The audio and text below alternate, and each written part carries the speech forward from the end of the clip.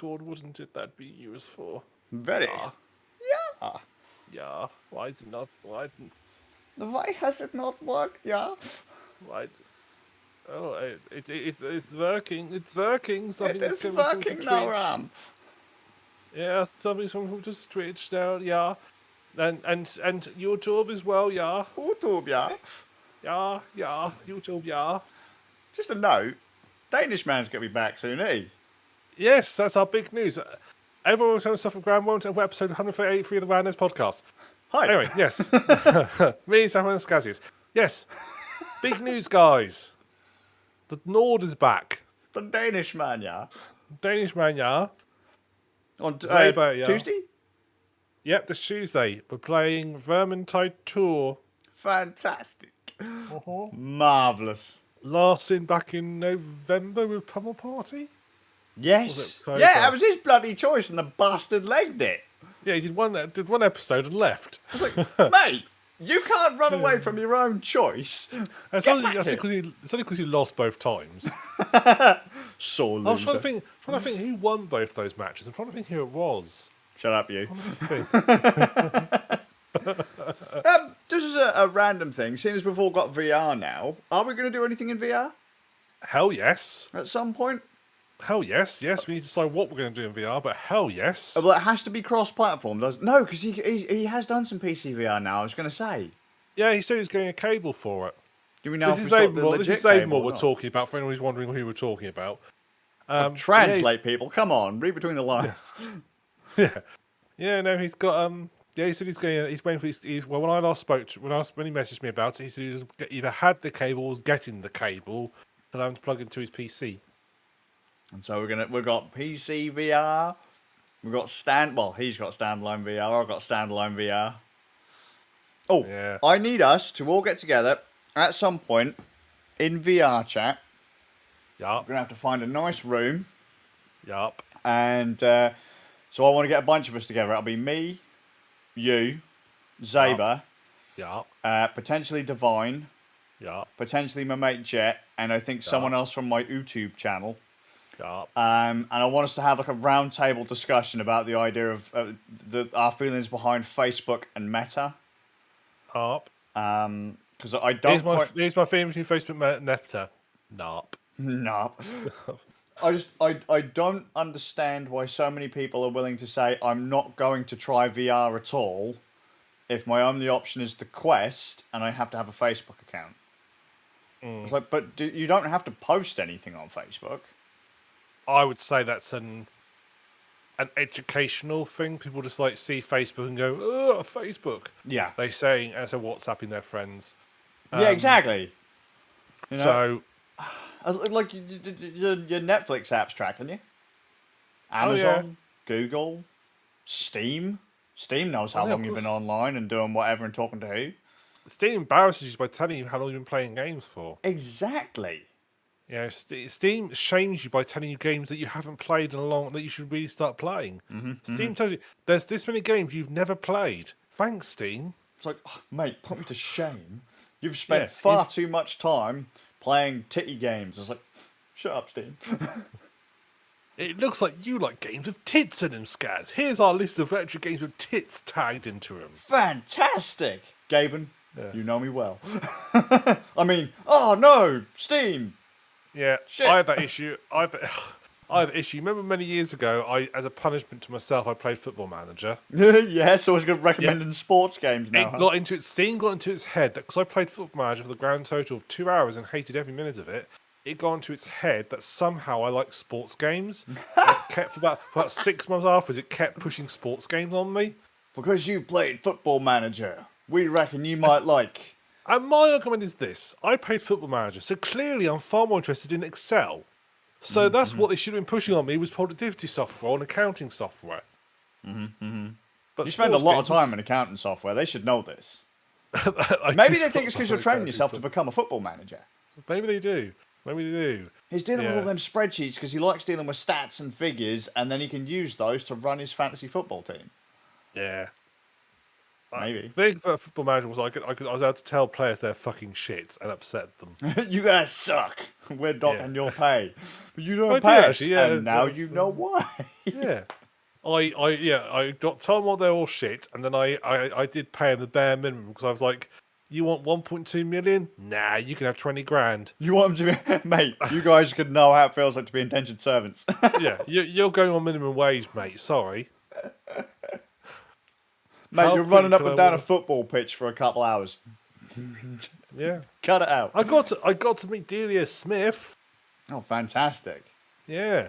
And then apparently I played my own team. I'm not sure how that worked. Wait. Because apparently in football, at a football group place, stable, whatever you want to call them. Football house. Football house, yeah. The football frat house. Yeah. They don't just have the team. They have like the team plus these like spare team members for if one of the main parts of the team, stubs a toe or something, they can't play for 6 months. What do you mean when he's going to get his hair done because the gel's kind of dropped off? Yeah, those ones, yeah. They've got the spare sort of people to go into that. Then they have like a young team who are like all the up and coming potential players who are like learning how to stub their toes and go off for 6 months. Yeah. And so you have those. Well, so you can put like one team against either your second backup team people or these younger team peoples, and then you can basically say like go easy on them because they're like our up and coming players. Or you could do, which what I did was saying give them no quarter. Mate, that sounds like a football manager I will say they don't use that terminology because it is football players. So they wouldn't get the reference. Fair point. But I did say to them, don't go easy on them because they need to learn. They need to learn young because they might learn that perhaps football isn't for them. They need to go become a brickie. Now you just say to them, look, mate, you guys are old. Okay, you're has-beens. These young'uns are going to run circles around you. Try harder, or I'm docking your pay again. Yes. So guys, when you see the one about to get the football, this time always remember, trip them over. Take their legs out. Rob them of that future so they can't take it from you. Yeah. I watched the football game once, and it just every 5 minutes it kept stopping because somebody had done something that upset somebody, so they stopped and shouted at the referee, and then eventually sort of repositioned themselves and carried on. I was like, do you guys not just play and carry on? I mean, this is why esports is more interesting, because when a match starts and it finishes. There's no stopping why the ref comes and goes, well, actually, I think you were spawn camping. Oh, actually, no, that's not true. Happen. That's not true. That's not true. Not true? Yeah, they do have stoppages in esports. Do they? Yeah. Is it the football esports? That makes sense. I think Valorant had some pretty hardcore stoppages, and CS:GO did recently as well. Was that stoppages as in server issues? Or No. They weren't sure if someone was kind of doing some dodgy wall hacking style stuff, or if someone was aimbotting. Surely they will call all their streams. Well, you'd think, wouldn't you? Well, surely they must do. But yeah, but then that can cause severe stoppages for over an hour or so, and then people are like, well, what the fuck's going on? And then because the momentum has been lost, it's not as much bad as, trust me, it's not as bad as football. As a hockey player, I don't really understand stoppages, to be fair. No, you just beat each other up. You beat the shit out of each other. The ref goes, oi, you twat. Fucking 5 minutes in the box. And it's like, all right, mate. 5 minutes later, you just get back out on the ice and deck someone again. So football would be far more better if they learned that from hockey. Yep. I think if all players switch knives. Wow, okay. As you do. It'd be a far more exciting match. Get in there, lads. A red card means something very different in that situation. And player has been stopped while we try and reattach one of the members' fingers. The player's been stopped. Oh, he's being stretched off the pitch. Yes, his family is carrying his legs. Yeah, separately. He's been took off the pitch and his throat has been cut. Off he goes. He won't be playing again ever. He won't be playing again this season. Maybe he won't be playing for the rest. He won't be joining us for the rest of his life, which will probably be the time it takes for us to stretch him off the pitch. Exactly. You see, wouldn't it be far more exciting? And then just imagine one of the opposing team members pegs a ball at him whilst he's been stretched off the pitch. Oh, look at that! He's still in. I think we should add random every so often. They should every sort of like get sort of like every 10 minutes of a match. You should roll a dice, and most of the time nothing will happen. But occasionally they'll roll like a random mode, and you can have things like the pitch gets mortared, stuff like that. I think they make it a lot more exciting if all of a sudden all players saying all they heard was the whistling of some mortar shells coming in. Oh no, Ronaldo, he's going to go swap, but the small's come in. He can either score the goal or go take cover from the shrapnel. What's he going to do? I don't know, I just have this vision of you now setting everyone up so they get electrocuted every time they go near the ball. Yes. Yes. If you're more than 5 feet away from the ball, you get a nice shock. No. You see, what you do, the ball is very special. The ball has a small remote explosive in it. And it's at the start of the game, it's round, and it's basically got a shock sensor. And that sensor counts. At the start of the game, it's put on the pitch. It's got a random number of counts it counts down from. And then when that hits 0, it explodes. Whoops, Every time a player kicks the ball, that count goes down by 1. But so mate, at some point, dribbling's largely like tapping that ball. So as soon as someone goes near it, it's going to go boom. Exactly. At some point, somebody's going to get blown up, and you don't know when. Beautiful. It could be in the first 5 minutes. It could be in the extra time, which I don't understand either. It could be his. I don't Who get knows? football. I don't get it. Football. It's not a real sport. Having watched a football match, it's got to be the most boring 90 minutes of my life. Mm-hmm. It's just football is fucking dull. There's no maiming, no decapitation, no blood. There's only stubbed toes and crying for your mummy. Yeah, it sounds about like Premier League football, yeah. Accurate description. Mummy, oh, I did a boo-boo. Quick, get my hairstylist. Mate, seriously, get my hairstylist, my astrologist, my numerologist. They're all standing in a wall, and instead of guarding the family jewels, they're like guarding their fucking hair. More sponsorship. More sponsorship. Do footballers have sponsorships? Of course they do. Probably. Of course they do, because whenever one of them gets caught, doing the naughty with somebody, they always have they always get their sponsor. They've been dropped by such and such company for. Brought to you by Manscaped. Manscaped, yeah. It's like NordVPN. They don't have the balls for it. Come at me, well football done, players. Skazz. Very well done, Skazz. There's a golf clap coming your way. That's another sport that can fuck off. I agree. I don't understand golfists. Having said that, having played golf games, they're a lot more fun than playing football games. Yeah, no, I suppose. Yeah. Having played hockey games, they're a lot more fun than both.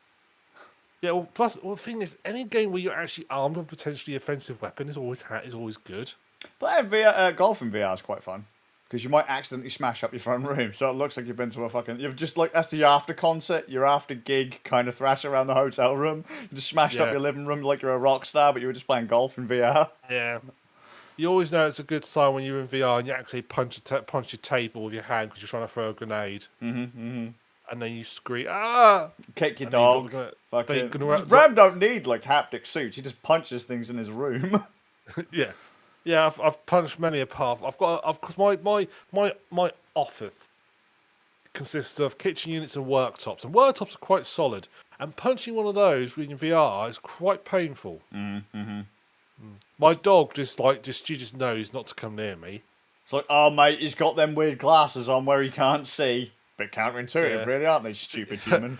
She just lays there on the settee and staring at me, thinking, "What the fuck is wrong with you?" Why have you got that big lead attached to your head? Do you like being blind? You do know glasses don't work like that, right? Why do you keep punching everything and screaming? Just take the headset off. You'll see where it is. It's like, no, that's you don't understand this, dog. Of course I do, human.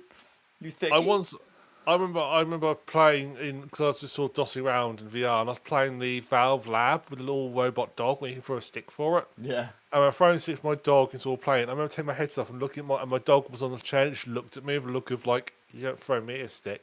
You don't care about me. You play the virtual dog.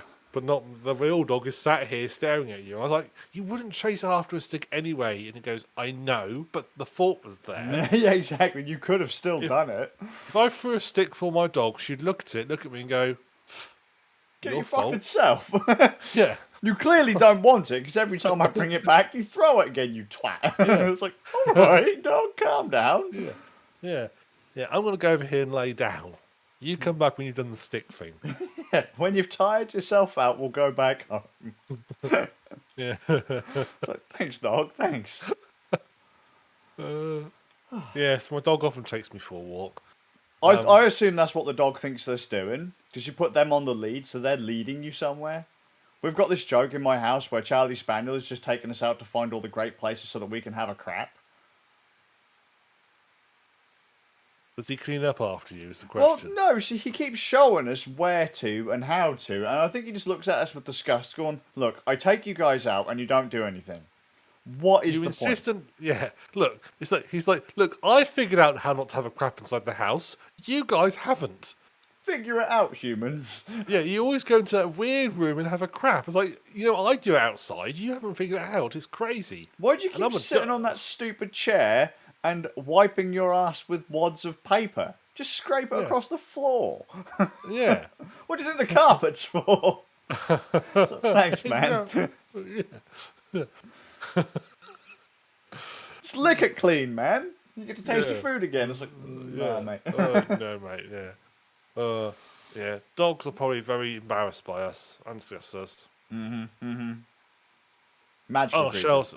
Shelty Merlin, he gets embarrassed if he's being done he's doing like an agility run, and if he mucks up, if he realizes he's made a mistake, he just stops the run, turns around and walks out of the arena as fast as he can back to the car. Oh, And bless him. drops off. Yeah, he's like, nope, that's it. I'm embarrassed myself now. I'm going back to the car. Go home. Can't make me stay. Life is terrible. I didn't want to do this anyway. Give me a treat. Yeah, as opposed to our other shelter, who, if she makes a mistake, blames my sister by barking at her repeatedly. Yeah, that sounds about right. Stupid Your human. fault. Why did Your you let me fault. make a mistake? If you didn't bring me here, I wouldn't have made the mistake and looked like a twat. Yeah, pretty much. That's Shelties for you. They either get embarrassed or hate you. And there's nothing in between. Bless him. So, Bless him. let's go. What games have you been playing? Oh, well, so, last time I mentioned, at the end of the last podcast, I mentioned that they'd released Hyperdimension Neptunia ReVerse, which was a remake of the first game in the More series. remakes and more Hyperdimension Neptunia. More remakes than George Lucas. Mate, it's getting that way, and I played it through, and I was like, it was all right. It was literally just the audio track of Hyperdimension Neptunia Rebirth slapped onto a PlayStation 5, dodgy compression and all because the Vita version had to go onto a much smaller storage medium. Graphics have been like kind of upsampled and all that kind of stuff. They tweaked the soundtrack, which was nice because some of the tracks they added in, beautiful. But it really was just kind of like an upraised Vita game. It was fine. They tacked in a bunch of characters from Rebirth 2. They put in the 4-character system of Rebirth 2 as well. So in Rebirth 1, you could have 3 players on the map at any one time, or in the battle area at any one time. In Rebirth 2, you could have 4. So ReVerse has Rebirth 2's battle mechanics in it, and a load of the characters from Rebirth 2. But I went through that and went through Rebirth 1, and both were equally enjoyable. I wouldn't say pick one or the other. So if you have a PlayStation 5 and you want to play a Neptunia game, ReVerse is a pretty solid way to start the series. If you have a PC or whatever else, Rebirth 1 is still pretty good. At first I was going to say it's a bit harder to play Rebirth 1, but really it isn't. Like the idea that you have 3 characters versus 4 and the game doesn't really seem to be all that much like balanced to compensate for that. But yeah, it was pretty sound. And so after doing Rebirth 1, I launched Rebirth 2. on Steam, because every time I've played a Rebirth game, I played them on GOG, and I figured that if I play through the sequel on Steam, people go, hang on, hang on. You know how people sometimes go through your achievements? I'm not going to lie, I've done this to Bard, actually. Oh, that game's great, but you've only played it for 15 minutes, Bard.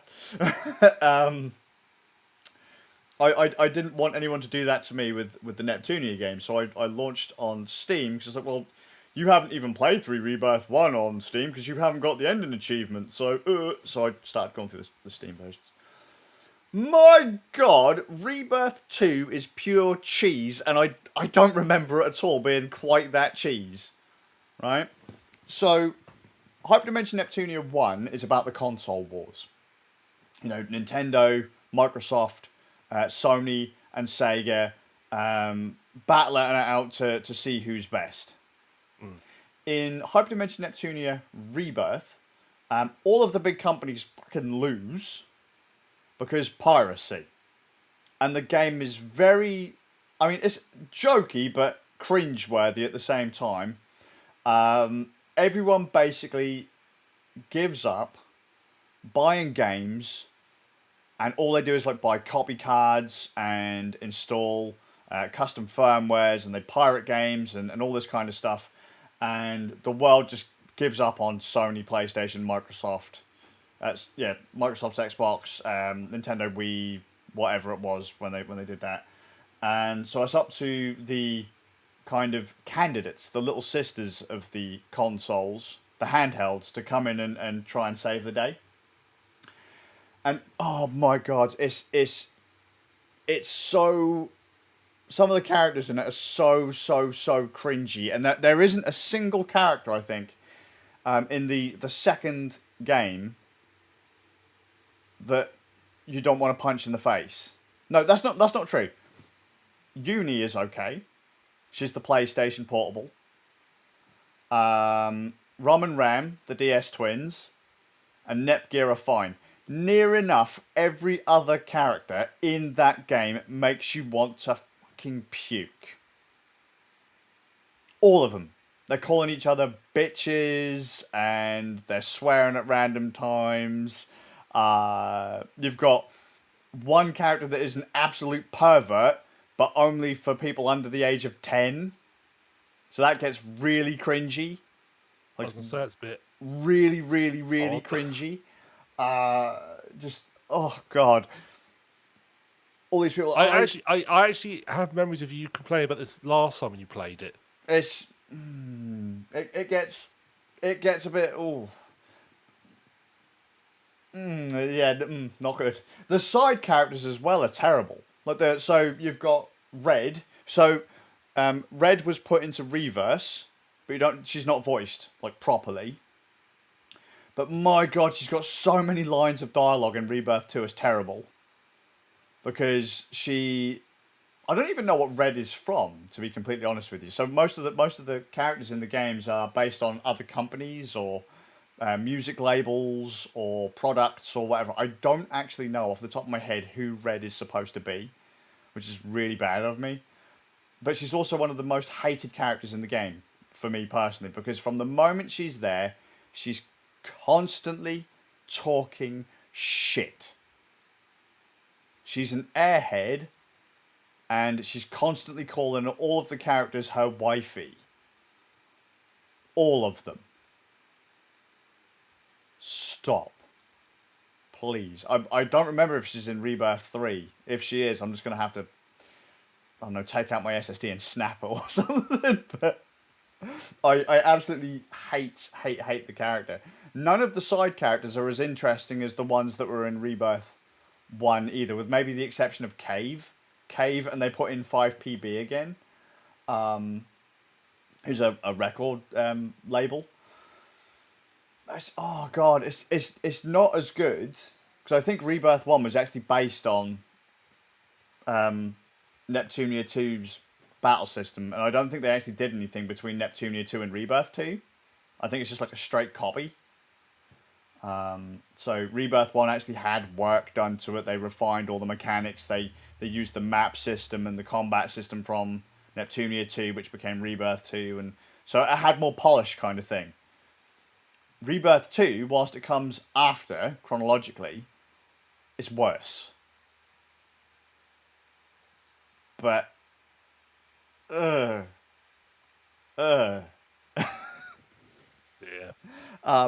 it's the story's neat in that it is just constantly poking fun out of piracy, though.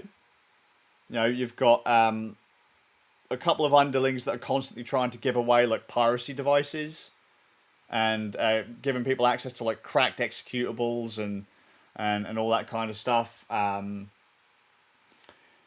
You've got more talk about the R4 copy cards and all that kind of stuff. And they even then talk about like, so how everyone's like, well, why should I buy games when I can have all these games for free? It's great, it's really cool. And then as the game goes on, a lot of those people who are like, yeah, piracy, are like, oh mate, but like all of a sudden like I can't save, or like my game has deleted itself, or the game won't let me level up, or my bullets have been turned into chickens and like stuff like that. Because like those were like famous anti-piracy measures, weren't they? They were. You know, Yes. So you know, whilst people are like, yeah, it's so great to have all these games. Elite had an unkillable ship that would come after you. Yeah, and I think was it Serious Sam had like a scorpion or something, and like in the Zelda games, like they'd certain characters have like eye patches, like pirate eye patches on and stuff, and Game Developer Simulator. If you pirate the game, when you start releasing your computer games in your in-game computer games, they get pirated and you make no money. Yeah, that's it. I remember that one. Yeah, and then people they complained about it, didn't it? Like, well, what? How do I stop piracy? It's like, yeah, because you've pirated the game, and that was their. Buy a legit copy of our game, and then you won't have any problems. Yeah, that's it. And I thought that was absolutely brilliant. Some of them are really trolly, and it's absolutely brilliant. But they mention all of that stuff in Neptunia too. It's just really quite interesting because it is really heavy-handed the way they say piracy is bad. You know the intro like to Star Wars where they have the scroll and text. Yeah, they have something like that in Neptunia Rebirth 2. And it's so cheese because they're like, oh yeah, you know, everyone started pirating software and the games industry is in ruins and the government didn't do anything to stop it. And it's like, these poor games companies, what's going on, you know? And I'm thinking to myself, but most of the games companies at one point or another have been royal assholes. Whether it's been to companies who pirate software or to fans or importers or whatever, like, Nintendo have been fucking terrible. So if some people get off pirating their games, fine. Yeah. Because Nintendo ain't always the good guys. Like, legally speaking, they might be. Nintendo are notorious for disliking people putting videos of their games up on YouTube and stuff. They're notorious for hating that. Yeah, well, you had to join the Nintendo Partner Program, didn't you? Yeah. So Nintendo got a cut of your ad revenue for your videos. If you put up a Nintendo review or a product review, it was absolutely ridiculous. I was like, Nintendo Smash Brothers tournaments. Nintendo they'd say, yeah, you can have a Smash Brothers tournament. You're not allowed to stream it though. Or like, oh yeah, your fans have paid a small fortune, Nintendo, to get like Smash Brothers Melee, which is an old Smash Brothers game. We've got that now on the center stage of the biggest fighting game tournament in the world. And Nintendo were like, yeah, okay, cool, whatever. And then on the day of it, they're like, yeah, you're not allowed to stream. Don't stream it. Don't stream it. We don't want people to watch it. So, well, what the fuck was the point then? What was the point? And Nintendo do that all the time. Sony censor things constantly and bully developers to do so. Otherwise, the games don't get. At least they've moved on from installing rootkits on your PC. Yeah, but that was the CD ripping software, wasn't it? Or was that one of their? It was. That was their music division who you bought a CD, put in your PC, installed a bit of software that would basically stop you copying CDs. Which is funny, actually, because Sony released the high MD player, didn't they? The high minidisc player, the high capacity minidisc, which would take MP3s and CDs and turn them into A-Track 3 files. This is when you discover that Sony have about 10 different divisions that none of them talk to each other and they all hate each other. Yep, it's about right. And what was it? At one point, the only part of Sony that was profitable was the PlayStation. So the PlayStation division was propping up like the TV and laptop division, weren't it? Yeah. That was absolutely mental. It's like, how did that become a thing? Microsoft's big beef was probably the DRM for the Xbox One, which everyone else ended up doing anyway. They make loads of jokes in Neptunia 2, by the way, about like the Red Ring of Death and the Kinect and all that kind of stuff. What did Sega? They were already out of the industry before it even before it even got to that point. They already got killed by piracy. I will probably say Sega were the ones that probably got stiffed over by piracy the most. Because that was back the Sega literally you could burn a Dreamcast game once a piece of software got released. You could burn a Dreamcast game to put it straight into the system and let it play.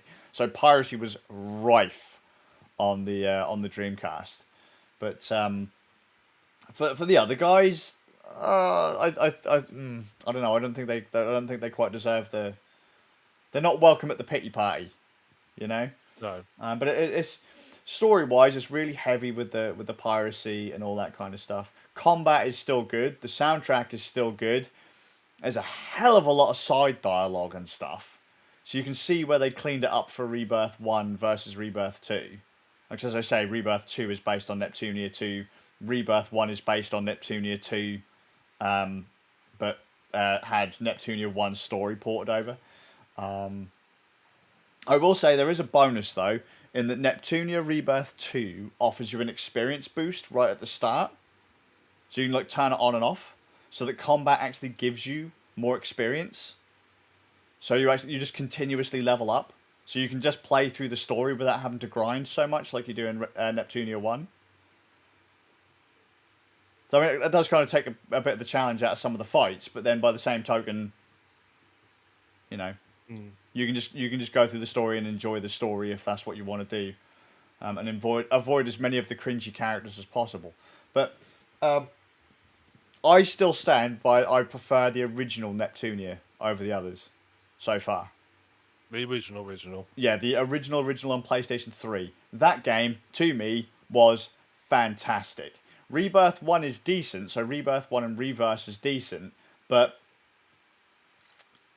it's not as good as the original. And Rebirth 2, whilst I like the CPU candidates, the handheld consoles now taking the center stage, a lot of the characters and a lot of the stuff they've tied into it, like the whole world being all up for piracy and just becoming these morally devoid shells, like assholes, not so great. It was funny to start with, but it started to wear thin after about 10 hours. And like all of a sudden, all of the characters get hypersexualized too. Like I'm fine with that, but it got to the point where it was like literally every other thing. So in Rebirth 2, the bad guys start in the lead. So there's like shares, a percentage for loyalty for each kind of company at the start of the game. And it always starts in Neptunia where the bad guys, are usually well ahead. But in Neptunia Rebirth 2, there's a lot of quests that will automatically, like you beat the quest, you'll get given these quests at the start of the game because the world is so into piracy. A lot of the quests are for the bad guys, like to boost them more.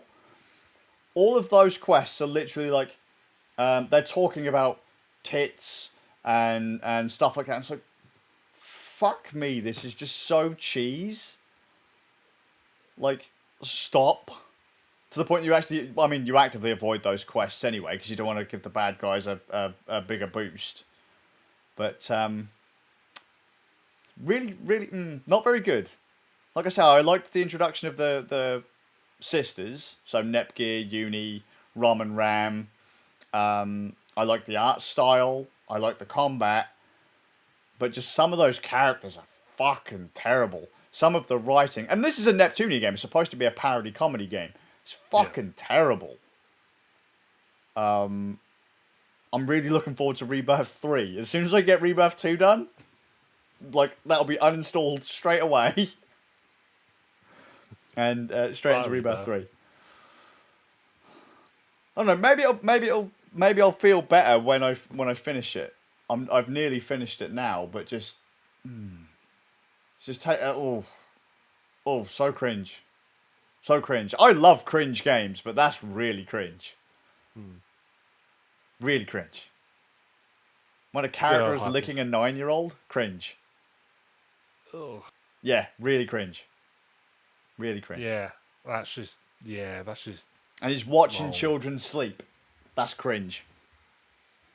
And is that played for laughs? Yeah. Oh yeah. So because like all the other characters acknowledge that the guy is a bit fucked up, and even the characters when they catch him doing it are like, "Oh my fucking god, what are you doing, you sicko?" But it's just Yeah. yeah, not no. Yeah. Because I think one of his lines is, if I can't count your age, on my hands or with my fingers, you're an old hag or something like that. Ooh. I don't know what the Japanese version of that would have been, but the dub of it was fucking terrible. Absolutely terrible. How do you think the voice actor felt after? I know. I was thinking about that the entire time I was playing. I was like, oh my god, some of the lines you guys have, you must have like balls the size of durian fruit to be able to say that line and walk away with a smile. Every day, John was like, think of the paycheck, think of the paycheck, think of the paycheck, think of the paycheck. Well, I mean, because like Neptunia 1's kind of cringy, right? Neptunia 2 turns it up to like, it doesn't even go to 11, it goes to 22 because 11's for pussies. That's almost crossing from cringy to just a little bit wrong. Yeah. Yeah, it's sort of gone past. Cringe is fine, but that's sort of pushing beyond cringe. And then there's the little mouse like evil Pikachu thing that's got the hots for this nurse character. I was like, oh my god. I remembered he was there, but I completely forgot how cringe he got. I was like, oh my god, stop. Please. I do remember you. I'm pretty sure I remember you complaining quite heavily about Rebirth 2 when you played it before, number 2 when you played it before at some point in the past. I remember you complaining quite heavily about this. When you're talking about the piracy and stuff. It's a bit. Bring on Rebirth 3, and Rebirth 3's got a dominatrix in it, so I'm all for that. Oh, there you go. There we go. As long as it's not like hyper cringe. Yes. But yeah. Oh, awesome. It's still fun though. Still fun though. And like I say, ReVerse has all of the characters from Rebirth 1 and 2 in it, from what I can tell so far, as well as some from Rebirth 3. Although I was a bit disappointed. Just one last thing to say I was disappointed on. I unlocked the character Falcom in Rebirth 2, who is in ReVerse 1, and she is based on Adol the Red, the company Falcom who make the East games, East Legend of Heroes and all that kind of stuff. And because obviously I played ReVerse quite recently, like within the last 2 weeks. When the character that's based on Adol does a super move, it plays like a really awesome East and Legend of Heroes style like metal track or hard rock track. But when you do that in Rebirth 2, so it looks epic. Like the character looks OP to a really hardcore soundtrack when you do this move. Like you just want to watch it every time just so you can hear that song. When you get to Rebirth 2, it's just a generic battle song, and I'm like, oh god, it just took all the power out of that move. It's nowhere near as impressive without that unique song for that character. Yeah. It's like, oh, what are you doing? Why fuck around with it? Yeah, but it is what it is. After Rebirth 2, I said it on stream today, this will be my last point. I'm surprised they still managed to make a Rebirth 3 or a Neptunia 3. Because fucking hell, man, how they didn't cancel it after Rebirth 2. Woo! I love the characters. Like I said, the main characters. But a lot of those side characters are terrible. Well, it obviously sold good enough. Yeah. It's worth doing a third one. Yep. And they're still making them. Yep. If they are just refreshing them again and again and again and again. Yeah, when do I get... I will admit, I do want to have a collection, though. Like Rebirth 1, 2, and 3 on, like, Switch or something. Give me something like that. Because they've made one of the Neptunia... they've made one of the Neptunia main series games on Switch. And they made another series. So they've got Fairy Fencer, which is basically the exact same mechanics and gameplay style as Hyperdimension Neptunia, but with a whole new cast and a whole new story. That's on Switch. So why the fuck can't I have a Neptunia collection? Yeah, Anyway. ask them. Perhaps Nintendo doesn't want it. But, well, maybe. Family-friendly Nintendo doesn't want it. You say that though. Family-friendly Nintendo though. I've got like titty games on it now, which is hilarious because that used to be Sony's realm, and Sony started censoring everything, and Nintendo were like, you know those giant earth-shaking boobage anime games you do? We'll have those. It's like, yeah. Oh, so Nintendo always wanted to do. It's like, oh, well, we better Sony do that. We better not. That's all I think. Oh, Sony has stopped. Excellent. It's our turn now. We'll have that. Or perhaps at some point, if you look for the history, maybe some certain executive left Sony and went to Nintendo. Yeah, it's like, you know what? I'm bored of this. You know, Bob Tits Lover Johnson went across the Yeah. from First name Big. Yeah. Middle name Tits Lover. Yeah. Johnson. Went from Sony's board to Nintendo, and all of a sudden, the mysterious things happened. Yeah, I thought it was weird when Doom 2016 came out on the Switch. Whew, fucking hell. Nintendo. There's hardly any tits in that, is there? Oh, mate. Well, I mean, when you shoot an imp right in the titties and it explodes, beautiful. Is there imp cleavage in Doom 2016? No, sadly. Sadly. Imps don't actually have titties, I was just saying. Oh, so there's no imp bikinis then? Sony, can I just throw out there, Sony still censors the Neptunia cover art, but they don't censor anything realistically in the games. And the games actually have a flippable sleeve for your case. If you buy the physical version, the other side doesn't have the censored image. Oh, that's a good compromise. I was like, what are you doing, Sony?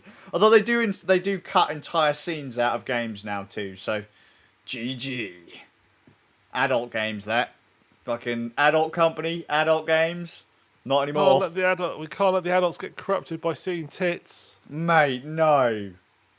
No. Could you imagine if Pornhub just censored everything? Like, yeah, mate, we're going to go full Sony on it. Yeah. The only thing we're going to allow is you want that yeah. You want that disgusting stuff, you have to go to someone like YouTube. Yeah, that wouldn't surprise me, actually. Yeah. And Google are like, fucking yeah, we'll have that traffic so we can get the views back from TikTok. Yeah. Yeah, that's what I've been playing. Fair enough. Looking forward to the third one. Well, there we are. We'll get a report back then. What have you been up to, mate? Well, so I finished Deathloop last Sunday. Mm-hmm. So when I think I spoke to it last one, I was like, it hadn't quite grabbed me. Did you find the magic? Did you find the sparkle? You did. Yeah, so what I did. So it's still nowhere near as good as Dishonored. It doesn't. So it grabbed me because the early part of Deathloop is you are incredibly weak. You haven't really unlocked anything, and you are fairly underpowered. I mean, you'll get. I mean, the enemies you fight. So the enemies fighting are pretty shit, but then they are meant to be because they're not trained soldiers. But as you upgrade, you get more sort of slab powers, and you upgrade them. So towards the end, my sort of loadout slab was I had the shift slab, which had the upgrades that meant I could like stall, jump, and pause in midair. Yeah. And then I also had it so that's what can I do? Oh, it's basically had long range. Yeah. So I could pause me and have a really long range. So I could just sort of like bounce around the map really quickly. And I had the ether slab, and I upgraded that in two ways. One, so that when I stood still, it didn't use any energy, which makes it really good because you can be proper like sort of like predator. All right. As well, sit and wait for it. I mean, people will see you. They'll if they get close to you, they'll look in your direction. They'll shout, "I see shimmering," and they can see you and spot you. Right. Which is quite neat. It's not totally impervious. And if they will, if you farm them and they see you where you were and you then go into ether mode, they'll basically shoot where you were or nearby where you were because they assume you're still there. Yeah. And so you have to sort of reposition yourself. And I always had it a mode, an upgrade, so that if I took out somebody, because in normal ether mode, if you shoot somebody, you instantly come out of ether mode. Ether mode is invisibility, so I should have said that at the start. I upgraded it so that basically I could shoot people not come out of invisibility mode. So that once I'd done that and I could put Predator, that's when it suddenly became sort of like got its mix. Also now I was like the assassin jumping around the maps, bouncing around, taking out these people, sneaking up on them, and sort of like this powerhouse. But if I got cornered, I'd be dead really quickly because I didn't have any sort of the protection upgrades. You are still very vulnerable to it. You can get gunned down very quickly if you're not sensible. Yeah. So that's when it sort of like worked for me. Once I got to that stage, well, Juliana was fairly easy to defeat because she's basically just like a normal NPC. She hasn't got any sort of like additional abilities apart from she can use slab powers. She can use all sorts of slab, all sorts. She has actually all slab powers that you do. Yeah. Apart from an extra one that's in the multiplayer mode only, but in the single player mode, she has also so she'll basically spawn with a random slab, and she will actually change how she behaves from what she's got. So if she's got ether, she'll do the exact same thing that I would do, where she'll go somewhere where she knows that I'm going to go, I'll go, and then just sit there and wait, and won't materialize and keep hidden. So you can effectively tell what slab she's got based on the way that the AI moves. Well, generally you don't know what she's got until she makes her first move, so you can sort of guess. But Sure. until you see her, you won't know. Yeah, that's what I mean. Like once you see her doing, you'll know, or kind of where she is, you can kind of get a rough idea of. Yeah. Sure. So I mean, so when she's got ether, she tends to sort of like go somewhere and will hide up and wait for you.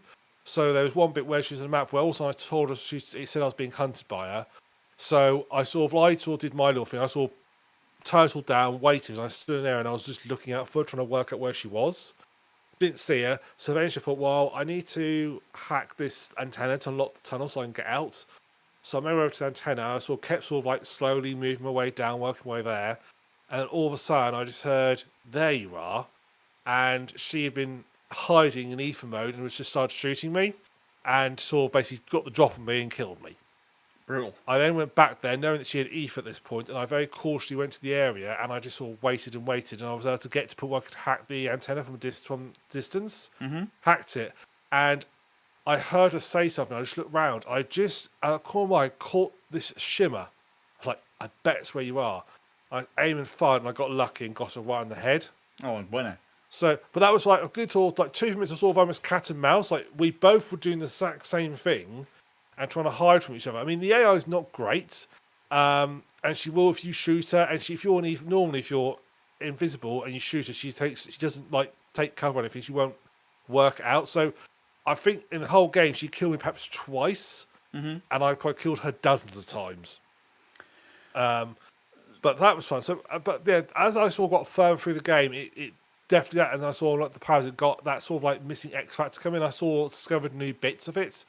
So, the sort of final run where you have to kill all the visionaries in one day, the game actually surprisingly gets very linear as it goes on. It's surprisingly a very linear game because really there's only, particularly towards the end, to kill all the visionaries, there's only one way to do it. Yeah. There's only one set routine that you have to go through to kill them all. And I would have liked a little bit more freedom to do it. But they very much, because you basically, because there's 7 visionaries, but there's only 4 locations and you only have 4 like daytime periods, you have to get them in certain places and they'll only meet up in certain conditions. So it gets quite... There is that once you've done all sort of investigation routes, it's like your quest line has like all these different investigation routes that you follow through. It unlocks literally like this is how you're going to do it, and that is how you have to do it. There's no other way to do it apart from this set process. You go one place, sabotage this, kill this person, go over here, do this person, go over here. You find these other people here. Then finally you get to the evening, you can take the rest out. It gets very. I felt they didn't properly explore fully the sort of. They've sort of set this world up, but they've not really explored the implications of it. They've not sort of like thought about what other ways this could affect, what other sort of situation it could occur. They've like got the sort of basic ideas of people respawn every day. Only 2 people remember from day to day. Visionaries don't. They all go the same route. Same routine happens, and that's it. There's no sort of like what other implications does this have, and whether they struggle to find stuff. I mean, perhaps some sort of hints that some other people could remember things and sort of like learn from you. It felt very much like they had a great idea, but just couldn't quite figure out how to explore it fully. Yeah, they couldn't quite flesh it out. Yeah, yes, exactly. They couldn't really flesh it out. I also don't like the fact that there's not a lot is explained. There's no real sort of explanation as the background of you. All you know is that there's this anomaly on the island that allows this sort of like time looping sort of ness going on, but it doesn't explain if the anomaly itself is a time loop or how they control it. There's no sort of real background explanation. You don't really learn anything about how they developed this or how they got there. There's lots of half-hearted stuff. So you left the game with lots of why questions. Yeah. And I thought I'd missed stuff. I thought I must have just missed stuff. So I ended up looking up on like the wiki and stuff and seeing what other people found. And no, I pretty much found everything. And so I was like, I wasn't really missing. It's just there wasn't a lot of story there. Interestingly, I did find out, which I didn't realize at the time, the game is actually set in the same universe as Dishonored. Huh. It is set like in the future of Dishonored, because there is there's a gun you come across that's actually got Dunwall Armories written on the side of it. Oh, there you go. So it's set in the same world as it. And so that's all. And then it's all like, so obviously the anomaly must be something to do with the void. Is it the void that in Dishonored sort of like realm the outside lives in? I think it's called the void. I guess. I don't remember. I can't remember now. Dishonored. Yeah, but it's sort of like it just has it. If I had to give it, I love Dishonored, really good game. This I'd probably give. If I had to give it rated, probably like sort of 7 out of 10. You know, it's okay. Average. It's Well, that's what the modern average is. 7. Yeah. To me, 7 out of 10 is it's okay. It's fun. But it's not quite got that spark that makes it into a really good game. Yeah. Hopefully, if they can figure out a way to do a sequel, I'm not sure how, because the ending, of course, by its nature, it tends to be a self-contained game. Perhaps they could sort of explore another side of it. Maybe, I don't know. Hopefully, they can sort of build and sort of explore it a bit more. But yeah, I enjoyed it. I've put probably about 30, 40 hours into it. Yeah. I enjoy my time with it. But I just don't see. It's just not going to go down as like, I can't see myself going back and playing it again. No, I understand that. Well, it's just not I've played back for a couple. I've played both the Sonic games through a couple of times now. So I can't see myself doing that the same with Deathloop. Realistically, Deathloop then has the same issue that maybe I had with Doom Eternal. Like, I have this feeling that if I play Doom Eternal and I get my stats up and I become an overpowered Demon Slayer again, like, that game's going to be really fun. But when you start, you feel really weak and really underpowered, and it relies so heavily on the new mechanics that you're just like, this isn't fun. It takes a very long time to get sort of the abilities you need. Yeah. It takes you a really long time to get there. So, yeah, and there are certain, to unlock more slab upgrades, you have to kill the same visionary again. And you don't have to do that, but there are quest lines based around it.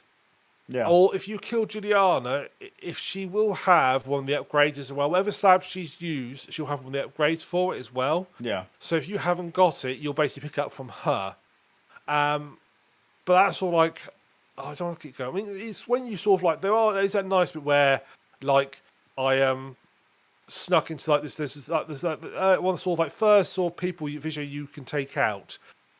She's this woman. She's got like an old hangar. She's basically converted with a sort of an airplane sort of cockpit, which she saw like creatures from, and she's got like this room full of like gas. And she basically lowers people into the gas or sacrifice them.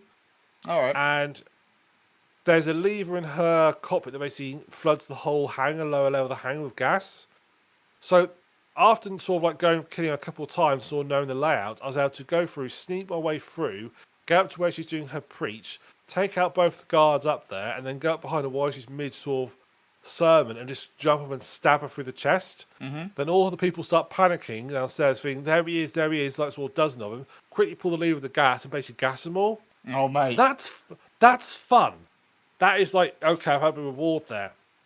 But when you've got like, you end up like doing that like 2 or 3 times. Yeah. It's like you've sort of lost it. You're killing the fun of it. Yeah. That It's aha moment's like, oh, I've done that before. Yeah. It sort of loses it a little bit. So a good game, but not a great game, Sure. is where I'd sit that one.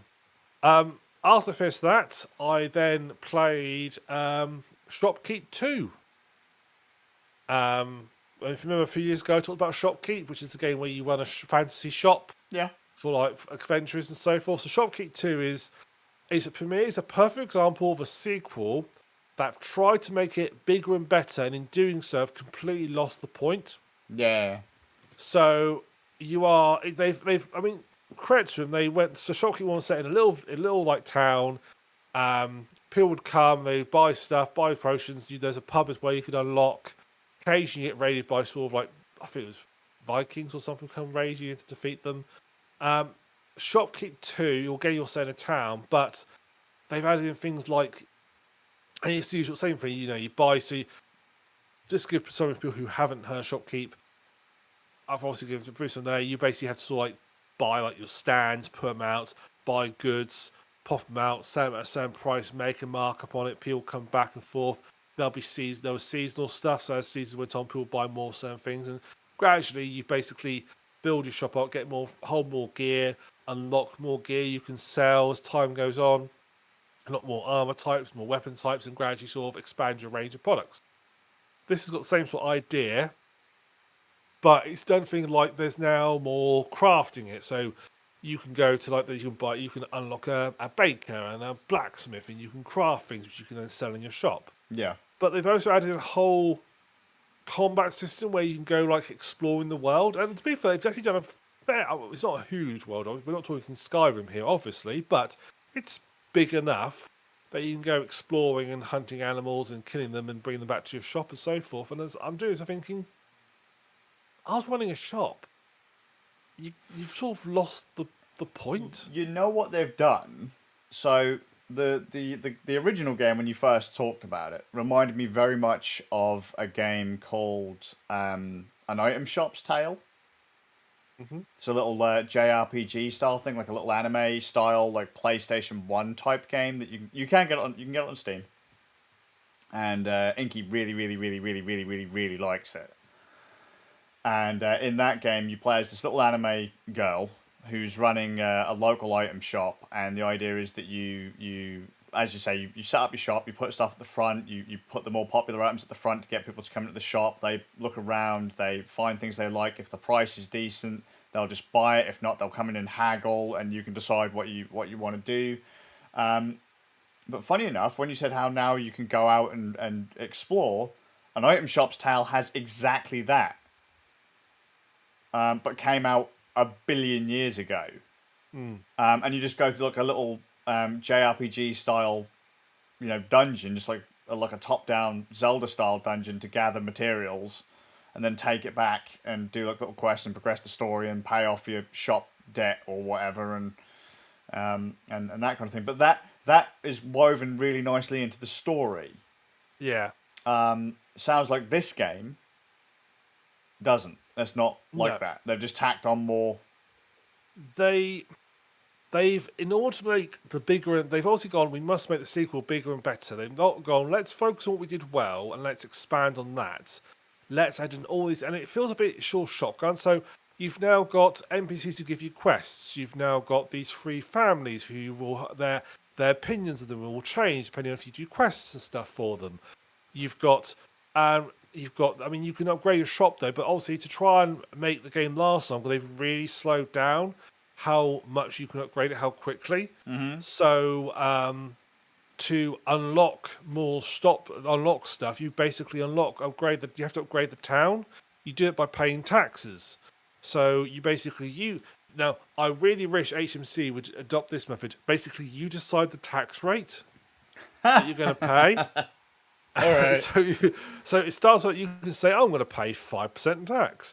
You decide the tax rate and you pay it, and you basically, and whatever you pay in tax goes to upgrading the town, and it starts off like unlock the baker, unlock the blacksmith, unlock the alchemist. Okay, now upgrade to town 2. And then by doing that, you then your other sort of retailers will basically upgrade. So like the person you buy the furniture off, like the shelves and stuff off, he will unlock more display item units as you get more stuff.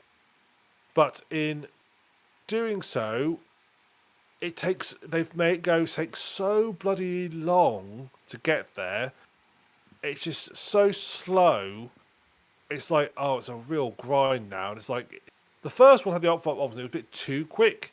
They've gone the completely wrong direction. They've really slowed it down. Yeah. So it's just a grind. It is just a grind. It's like, it's going to take me fucking forever to get anywhere. And of course, everything is sort of locked away, and all your like, a lot of gear is locked away. You only sell real basic stuff really early on. It's like, well, it's not very interesting because it's not like, I haven't got the interest of like, sort of like, can I organise a shop in a really efficient way and make it look really nice and so forth? Well, I can't because I can only sell like 10 different things. Yeah. And there's 150 items you can sell in the game. 150 of them. And they're drip feeding them to you throughout the game. And it's really slow. And it's like, I just can't be bothered. And little annoying things like, you have this map, they haven't, so one of the things annoying to the first game was the tables were like, okay, you can put 6 small things. It's basically, you've got 2 sizes of items. You've got small and big.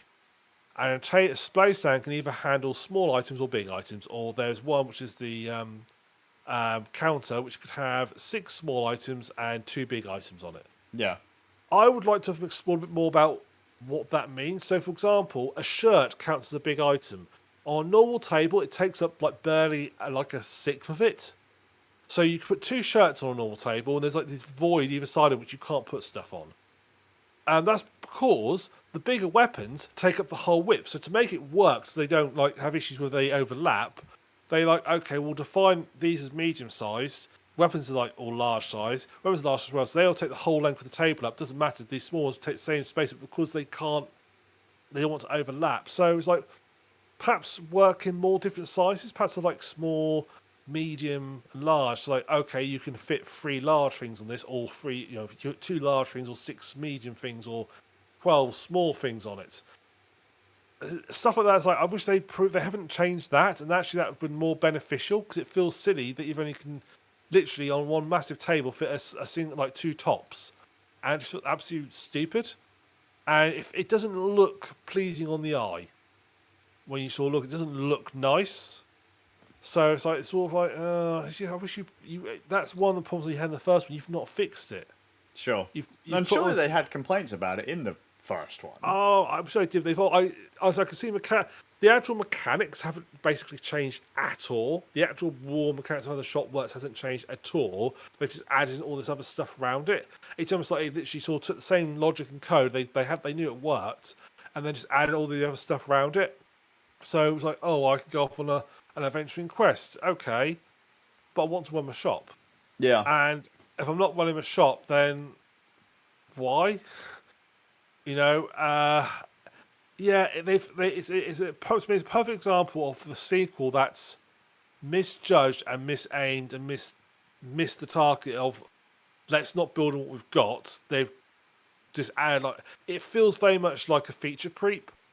Yeah. And people just throw not so much. Oh, should we put this in? Yeah, let's put this in. Yeah, and credit to them, they've put it all in, and it's a very involved systems they've got in there. So credit to them, they've done it, but perhaps they should have took a step back and gone, should we? Actually, do we need that? Yeah, they were so concerned whether they could, they didn't ask they should. Mm-hmm, mm-hmm. So yeah, I don't like it. So in the end, I was like, I want some of the big cities to like. So I loaded up Cheat Engine. Set whatever tax I needed to be. I just set so I was only like 10 gold short, and so I could just see what the big cities looked like. And it's like, yeah, I would have got very fed up grinding my way up to this. So that's sort of like me done. So I am put many hours into it. It's like, I just can't be asked for it anymore. I was ashamed because I got sort of quite.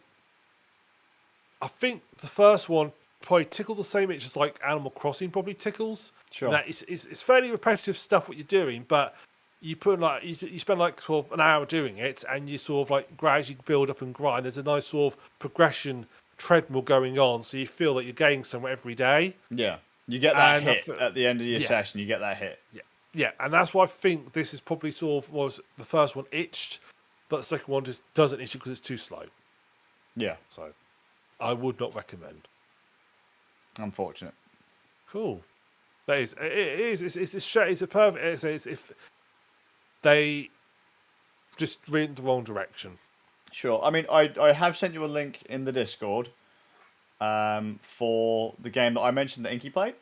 I can't remember if you played that one or not, but maybe try giving that one a go and see if the mechanics on that one are any better for you. It's not a particularly advanced game at all. It's like really super simple shot management and all that kind of stuff. Because it is just like a PlayStation level anime RPG, but that has like combat mechanics and story progression and blah blah blah, and see if that one does it any better. Yeah, if it makes an improvement on it, yeah. Oh, I'll give it.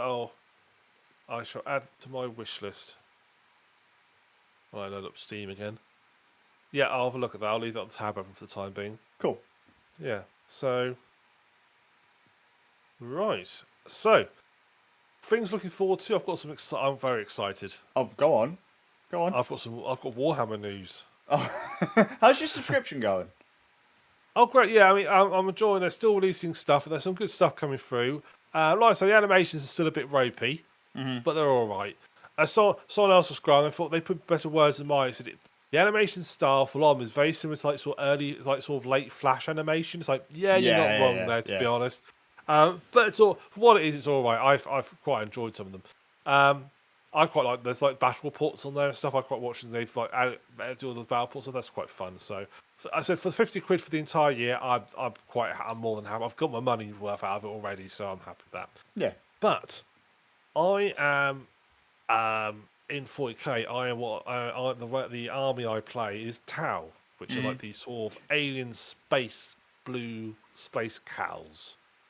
Really. They evolve from herbivores. They've got cloven hooves. People call them fish people. They don't look anything. They're not. That's not evolutionarily correct.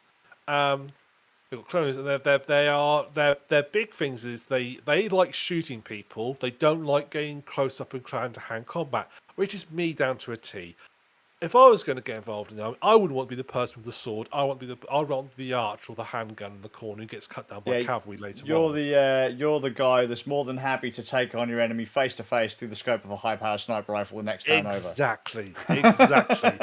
Yeah, exactly. It's like I want my enemy to not know I'm there and no one else know I'm there until I've blown their head off.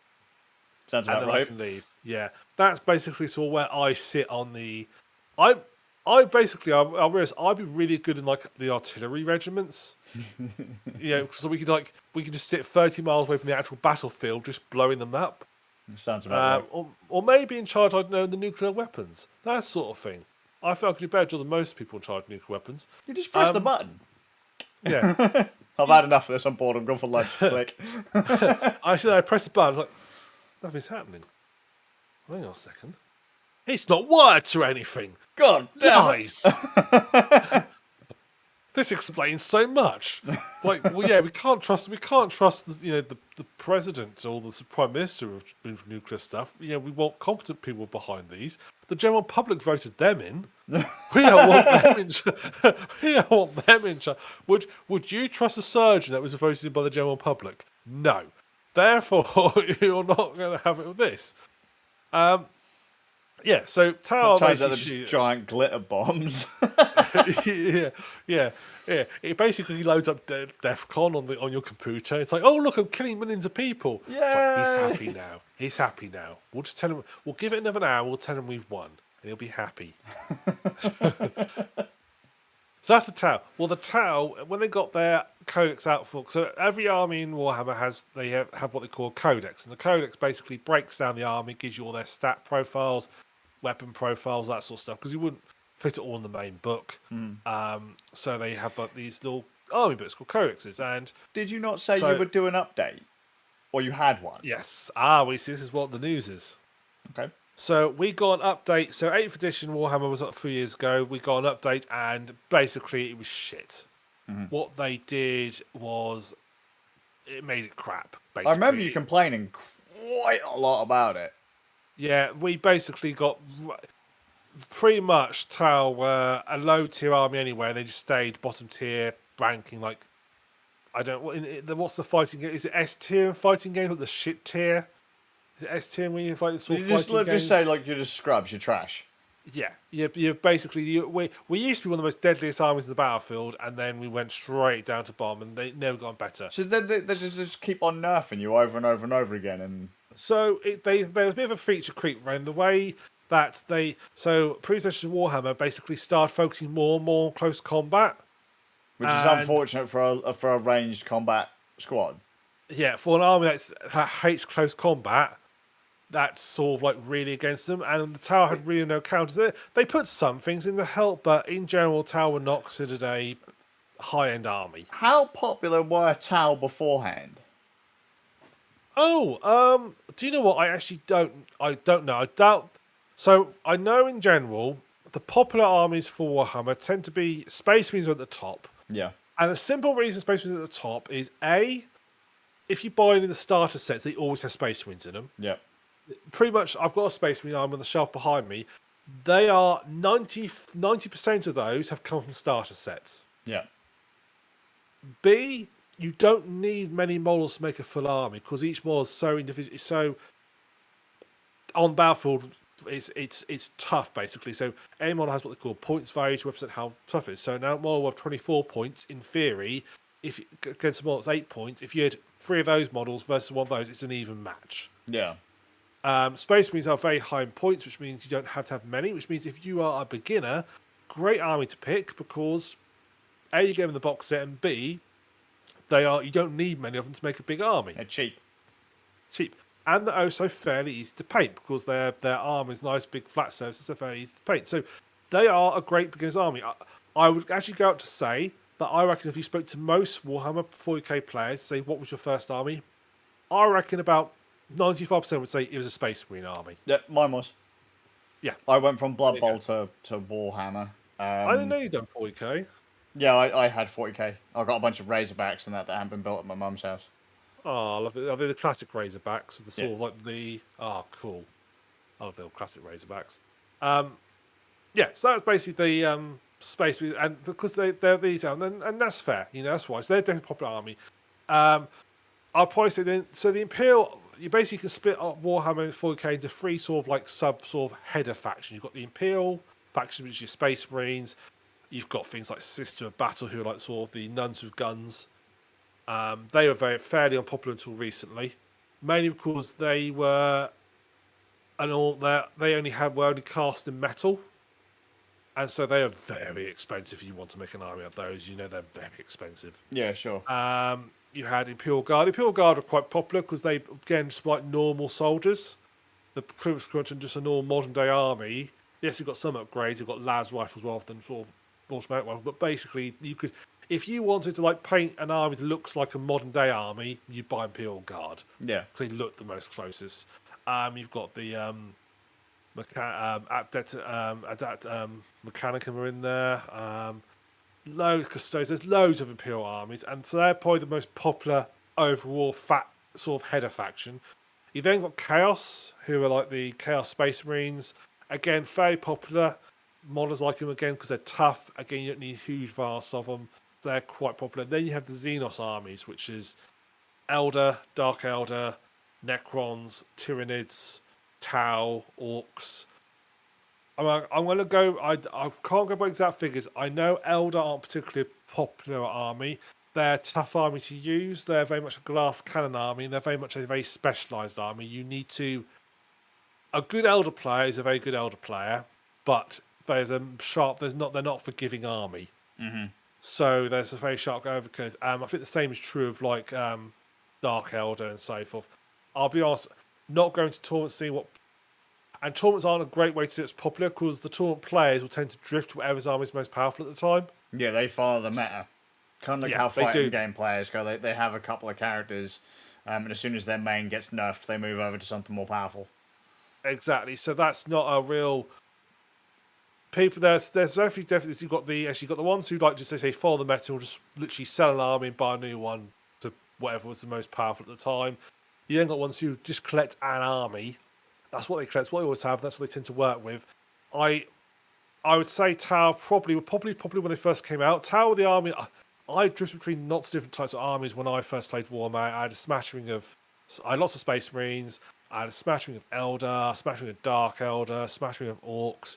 But when I saw Tau, they just instantly like, that's mine. That is exactly. I was like, they are my army. They are the army I'm going to play. I love them. I said, most of those shells back there, top shelf is like, so what from your point of view, would be the right hand side of Space Marines, the other side, pretty much all 4 shells are filled with Tau. So, yeah, I have thousands of points of Tau.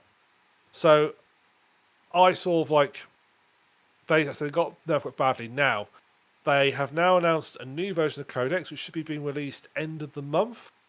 There's no set date yet. We're guessing a bit, but people assume it's going to be released either end of this month or beginning of next month, based on how we know Games Workshop's patterns tend to follow, and also based on some leaks that have come out from other people, because some reviewers have already got their review copies. Mm-hmm. So we know sort of in advance what's coming out.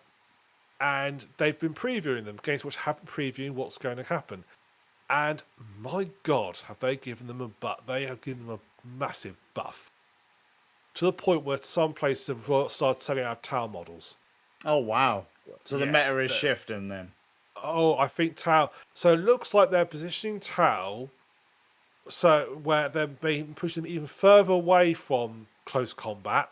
Because Tau really, it's the main defense in close combat Tau had was their little auxiliary aliens called Kroot, who were pretty weak. I mean, they were probably equivalent to most armies' basic troopers in close combat.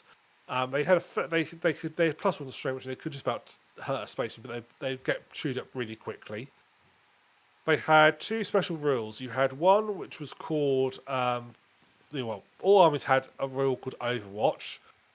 If you charged an enemy unit, that unit could basically fire back at you and roll a dice, but they could only hit on a 6.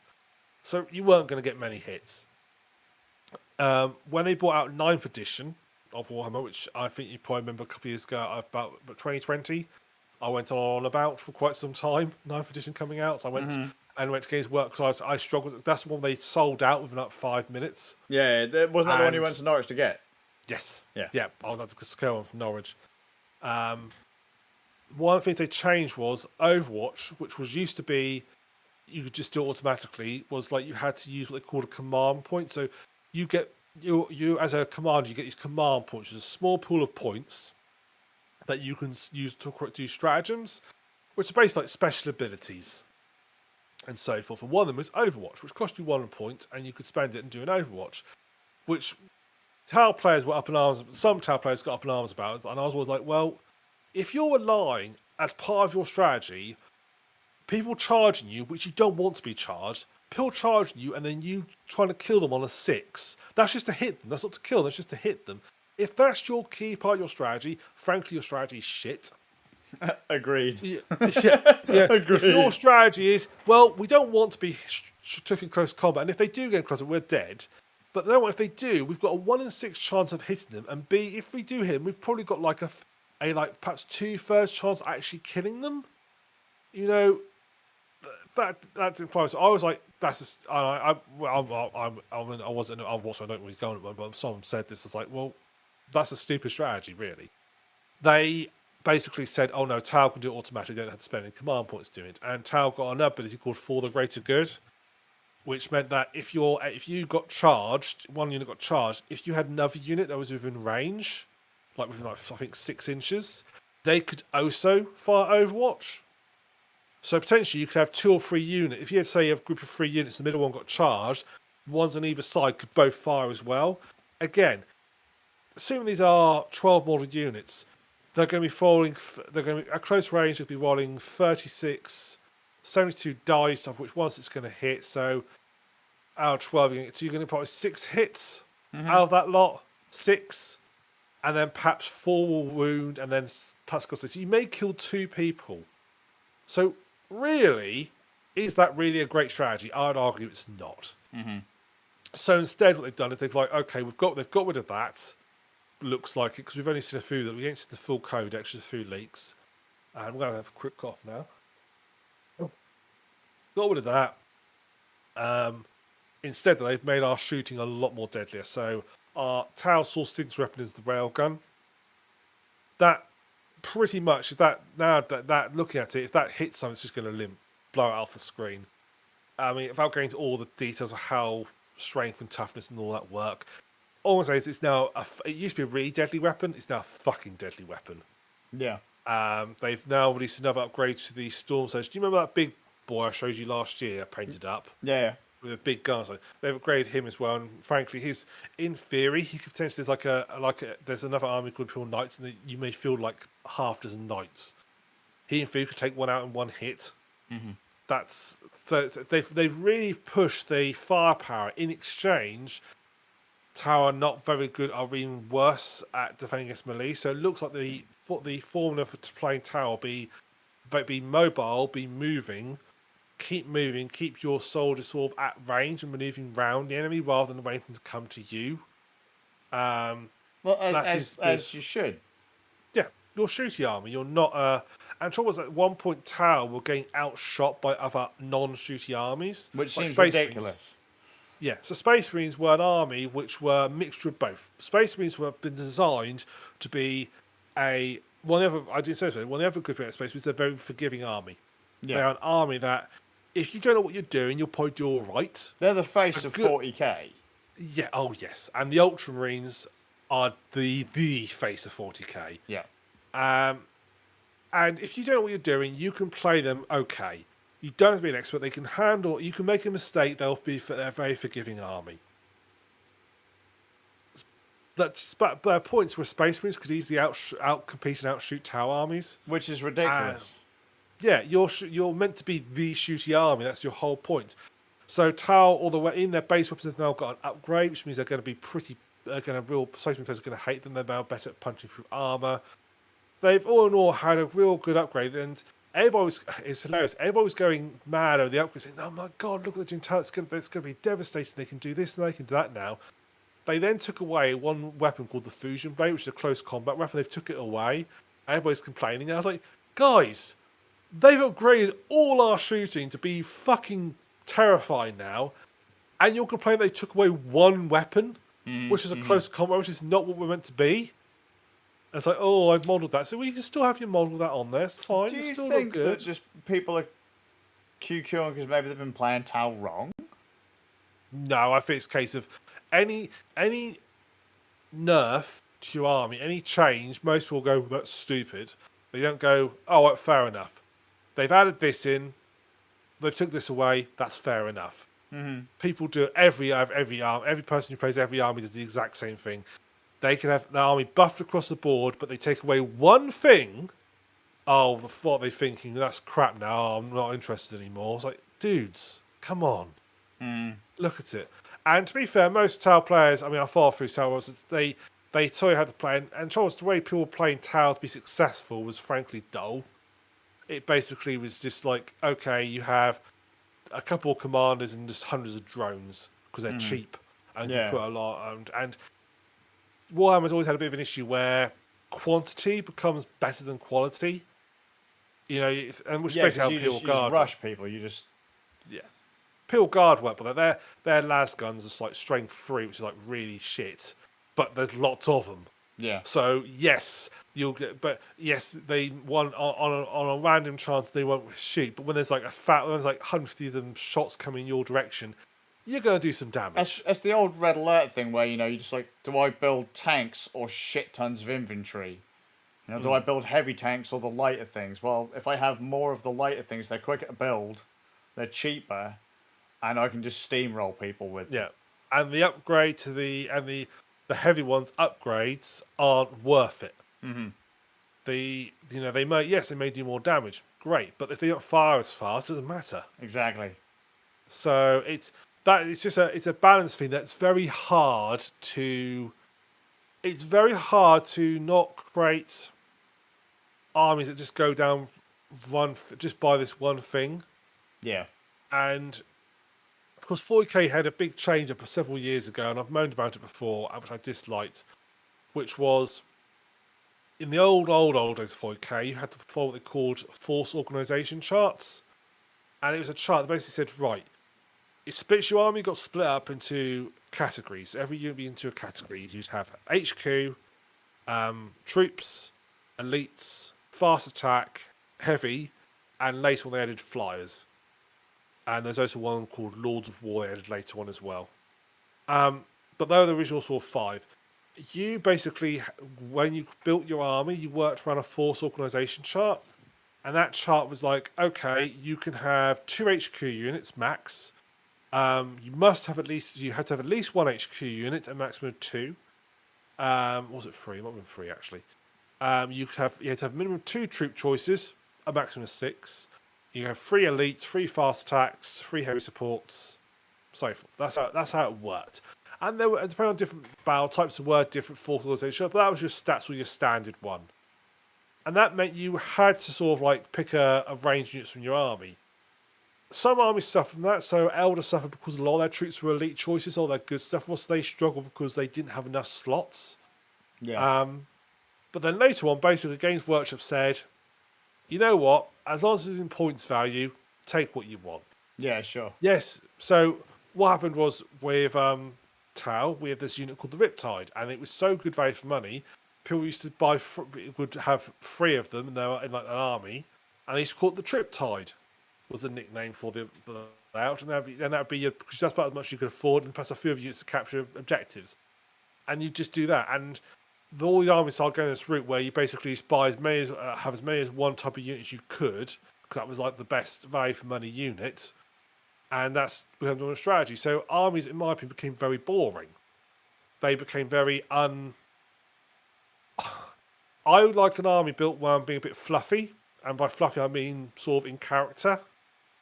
I don't like armies that are just built just for the sake of winning. And I know that goes against, I mean, most people want to win a game, but I always think an army should have a bit of its character still there. And even if it's, I always tend to build armies still around that sort of what I feel an army should be, even if it's slightly weaker. And generally, town, that's why you probably lost most of my games I used to play. Yeah, I understand that. Yeah, rather than it's like, so at one point, the way you play towers, you buy a commander, and then I see you just have nothing but drones. So it's this commander with fucking like hundreds and hundreds of drones around him. It's like, that's just, it looks stupid. It's not on character. It just works though. So that's why everybody did it.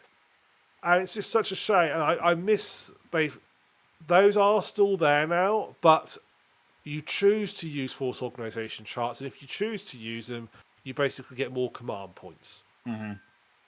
Or was it you buy one command? So yeah, it's a funny old. I dislike that, but I consider myself, when it comes to Warhammer, I don't consider myself a tournament player. I consider myself a casual player. Sure. I'm not into the old must win. You don't have fun. I'm not exactly. Yeah, I consider myself a casual player of it. Not I get many opportunities to play these days, but I'm really looking forward to. I'm looking forward to Tau being released at the end of the month. I've got already a good chunk of money put away, ready to be dropped on the codex and all the sort of special stuff that will come out with it, and I'll be having that all out and ready to go and having fun with that in a few weeks' time. So, sure. Yeah, that's my little rant. I've probably got some bits and pieces wrong there, but I'm looking forward to it. That's all good. Cool. Right, that's everything from me tonight. Skazz, do you have anything else you want to add? No, mate, I don't at the moment. Oh. Maybe next time. Who knows? Maybe next time. Okay, well, that's fantastic. So, thank you both for watching and joining us tonight. If you've enjoyed this, please consider subscribing to the YouTube channel. You can check up our website, randnerds.co.uk. We've got our fortnightly game night this week on the 18th at 8:30. And as we mentioned at the start of the podcast, our missing third man has returned. He's returned from the world of Warcraft and he's back with us. Savage. Yes, and he's back with us, and so we'll look forward to joining him with us on this Tuesday. And you can join us for our next podcast on the 29th of January at 21:30 GMT or UTC. So for me, the Suffolk Ram. Oh, you can watch our channels at twitch.tv/the Suffolk Ram. And twitch.tv/Skazz, SK4ZZI0US. So for me, the Suffolk Graham, Skazz. we'll see you in a fortnight. Fantastic. See you all in a fortnight, guys.